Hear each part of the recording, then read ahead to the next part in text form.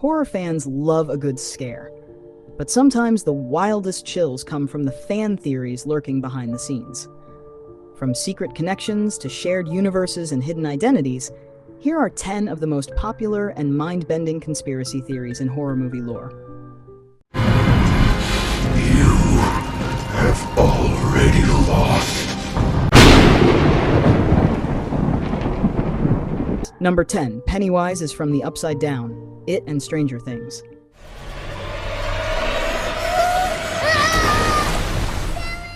At first glance, It and Stranger Things are two unrelated stories with a similar coming-of-age horror vibe, but some fans are convinced there's more than coincidence connecting. The theory goes that Pennywise, the ancient evil from Stephen King's It, is a creature from the Upside Down, the alternate dimensions central to Stranger Things. The idea is rooted in eerie similarities. Both Pennywise and the Demogorgon prey on fear, dwell underground, and manifest in twisted forms. Add to that the fact that Finn Wolfhard plays a child in both stories, and fans speculate it's a subtle clue. In theory, the Upside Down is a kind of interdimensional purgatory, and Pennywise is one of its original inhabitants, possibly even a predecessor to the Demogorgon. While this theory blends two different intellectual properties, King and Netflix, the visual and thematic overlap fuels speculation that they're part of the same cosmic horror ecosystem.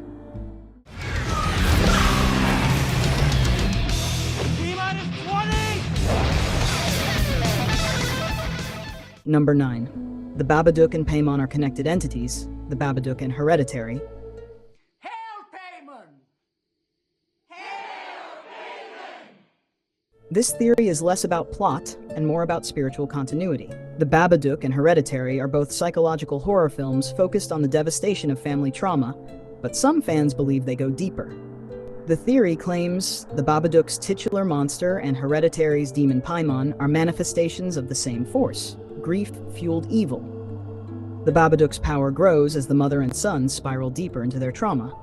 Similarly, Paimon's influence strengthens as the family in Hereditary fractures under the weight of guilt, mental illness, and inherited darkness. Some believe these beings aren't literal monsters, but archetypal demons feeding on despair. One interpretation is that both films take place in a shared mythological world, where human suffering births demons, and these creatures evolve through emotional torment rather than traditional possession. It's less a cinematic universe and more a psychological one, connected by an idea. Horror is personal, and it remembers you.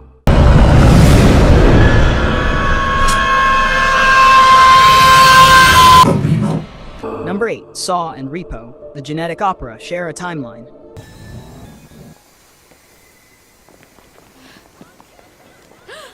How old are you? 17? At first glance, Saw, with its gritty torture traps and morality games, has nothing to do with Repo the Genetic Opera, a sci-fi musical about a dystopian future ruled by organ repossession. But this theory proposes that Jigsaw's legacy laid the groundwork for the corporate bio-horror world of Repo, and that the two films are part of the same timeline. Both were directed by Darren Lynn Bousman. Repo even features some of the same cast, and eagle-eyed fans have spotted similarities in tone, world design, and even ethics. The connection is that Jigsaw's ideology, punishing immorality through surgical consequence, inspired a new society where life and body parts are transactional, and morality is enforced by corporations instead of killers. In this theory, Repo is what happens when the world takes Jigsaw's lessons to a horrifying extreme and institutionalizes them. Sometimes I wonder why I ever got in Blood Market. Number 7.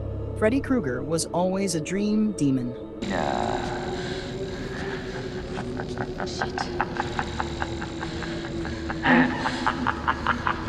Most fans know Freddy Krueger as a child killer burned alive by vengeful parents who returns as a supernatural force in dreams. But one fan theory flips that entirely. It claims that Freddy was always a dream demon, even before his death. Hints from Freddy's Dead: The Final Nightmare and The Dream Child suggest Freddy had eerie abilities before his transformation. In this theory, Freddy was never just a man. He was a human vessel for a malevolent dream entity. His death simply released the full power of what was already inside him. This would explain Freddy's unnatural obsession with dreams and manipulation, even in his human form. He wasn't turned into a dream demon, he was one all along, hiding in plain sight.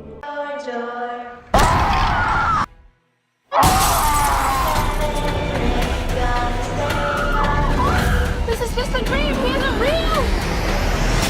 Number 6. Cabin in the Woods is the hidden control center for all horror films.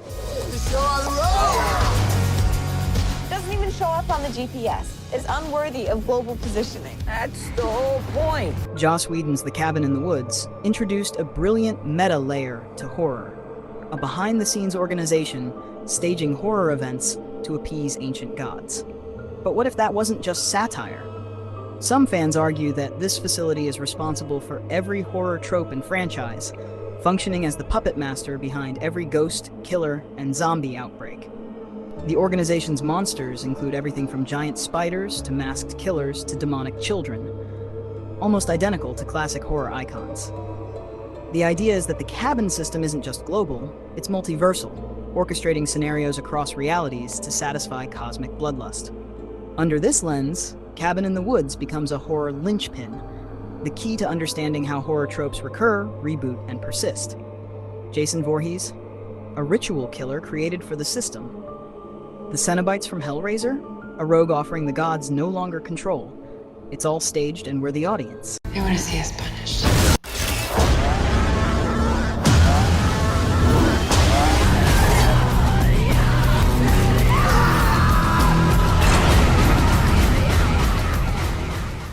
Number 5.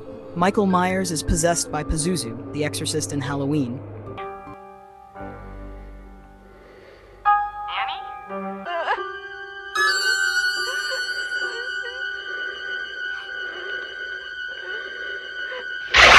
Ever wonder how Michael Myers can take dozens of bullets and keep walking? Or why he never speaks, never seems human? This theory suggests that Michael Myers is possessed by none other than Pazuzu, the demon from The Exorcist. The supporting lore comes from the Thorn trilogy of Halloween films, where Michael is said to be cursed by an ancient druid symbol. But fans argue that the real force behind Michael is not Celtic in origin. It's the same demon who possessed Regan in The Exorcist, and who thrives on corrupting innocence and spreading death. Pazuzu is known for attaching itself to the vulnerable and unleashing destruction. In this theory, Michael was chosen as a vessel as a child, which would explain why he murders his sister, seemingly without motive. This theory reimagines Halloween as a demonic possession film in disguise, and turns Michael into something far more ancient and terrifying than a masked man.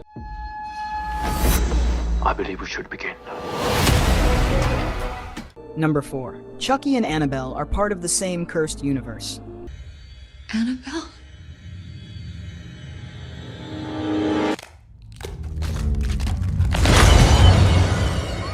They're the two most infamous dolls in horror, but could they be enemies or allies? This theory proposes that Chucky from Child's Play and Annabelle from the Conjuring universe exist in the same world, possibly as opposing forces within a larger war between cursed objects. There are fun teases, like Chucky appearing in The Conjuring's museum in fan art, or the filmmaker's playful social media posts, but fans take it further. Chucky is powered by voodoo. Annabelle is a conduit for a demon. What if they represent different types of supernatural corruption?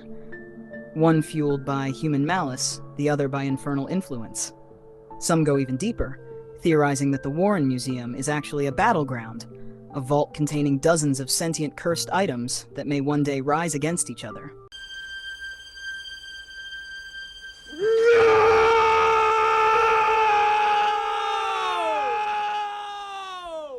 Number 3. Us and Get Out are secretly connected, The Sunken Place and The Tether. That's a classic right there. Jordan Peele fans have spent years debating whether his films share a universe. One of the most popular theories argues that Get Out and Us are two sides of the same conspiracy, with The Sunken Place and The Tethered linked by a hidden government experiment. The theory posits that the Armitage family in Get Out had access to, or were part of, the same secretive science program that created The Tethered in Us.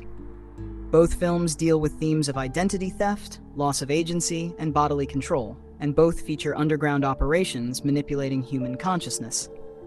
In this version of the story, the sunken place is a psychological prison, and the tethered are the failed prototypes.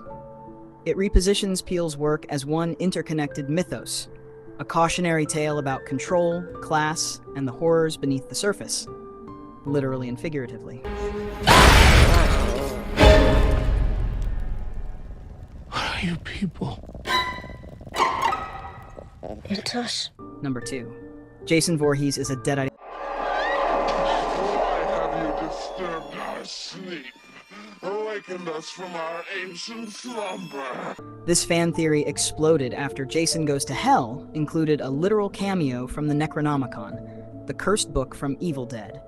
Fans have since theorized that Jason Voorhees is a deadite, a reanimated corpse possessed by a Kandarian demon. Think about it. Jason dies repeatedly but keeps coming back. He has inhuman strength. He shifts from a drowned child to a zombie-like juggernaut. The Necronomicon's presence implies that Jason's resurrection is the result of black magic, not biology. In this theory, Pamela Voorhees may have used the book to resurrect her son, unintentionally summoning a demonic entity into his body. That would explain why Jason becomes more monstrous with each sequel. It also revives interest in the lost Freddy vs. Jason and Ash film, a canceled crossover that could have made this theory canon.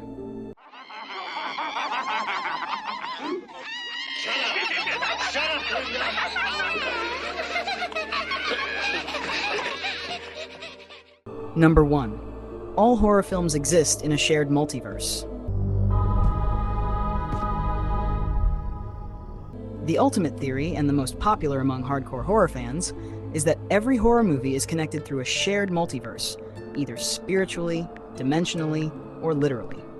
You can trace this idea through Easter eggs, crossovers, and studio hints.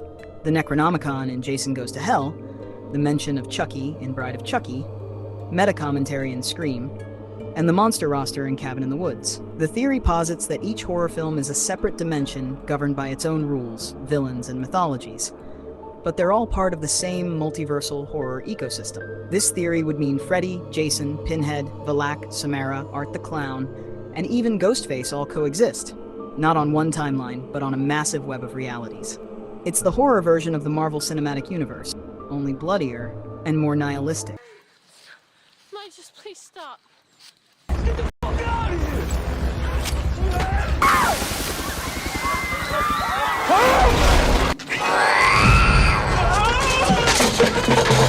Whether you see these theories as chilling truth or just fan-fueled fun, one thing's clear.